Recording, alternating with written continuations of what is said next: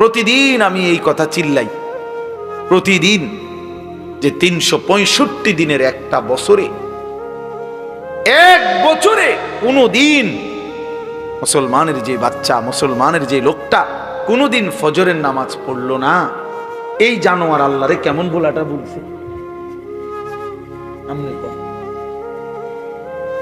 এই জানোয়ার কত বড় জানোয়ার, এটা কত বড় নিকৃষ্ট জন্তু। কুত্তা তার চাইতে কোটি গুণ ভালো বেটা, কুত্তার চাইতে 1,00,000 গুণ ভালো। কুত্তা মালিকের নাফরমানি করেন। 365 দিনের এক বছরে কোনদিন এই জানোয়ার কোনদিন ফজরের নামাজ পড়ে না, অথচ সে কহে বলে মুসলমান। আরে তুই কি মুসলমান? তোরে মুসলমান বললে মুসলমান কারে কইবে?